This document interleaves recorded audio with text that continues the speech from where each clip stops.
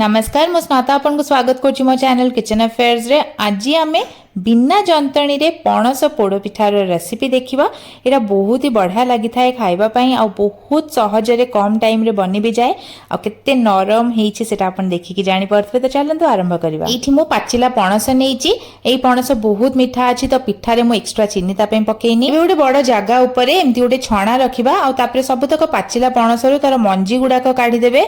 मु जेमती वीडियो रे करूछि आपन देखि परथबे कि पणस को केमती दबेई दबेई देले तार मंजी गुडाक बाहरी आसे। छणा ऊपर पणस को एमती चलेई चलेई की तार रस बाहर करबा। वीडियो रे जेमती करूछि सेई भलिया ही करिवे। आ एई जो पार्ट टा जोडा रही गला याको हमें फोपाड़ दबा। आ एई सेम प्रोसेस रे हमें बाकी सबतक पणस रो भी तार रस काढी दबा।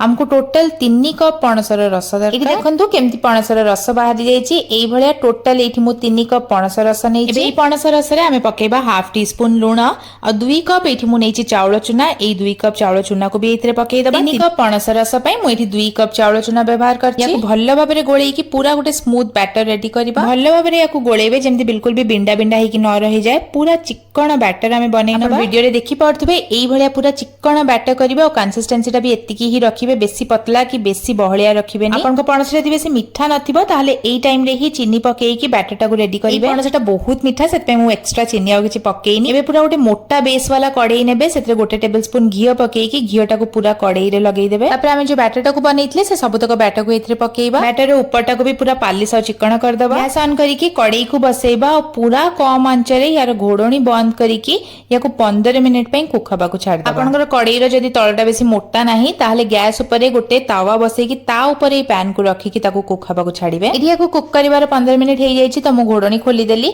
एबे गोटे टूथपिक नै की मझी रे टूथपिक केंची की देखिबा। टूथपिक जदी एमती पूरा क्लीन आसीबो त माने हमर पिठा रेडी। 15 मिनिट रे ही हमर पिठा हे जाईछि त हमें गैस आंच को बंद करी की याको घोडेई की पूरा ठंडा हबा को छाड़ दबा। एठी हम पिठा ठंडा हे गला परे याको गोटे प्लेट को काढिबा आ ताको जेमिति इच्छा सेमति शेप रे काटी की आपण एन्जॉय करि परिबे। एटा कुक हे गला परे पैन रो साइड से आपे आपे ही छाड़ी एडी मोटे पीस काटी की देखौछि आ देखंतु पिठा हमर कित्ते सॉफ्ट आ बहुत ही टेस्टी लागे। एटा खाइबा को तो निश्चिंत एमति वे रे थरे घरे बनांतु।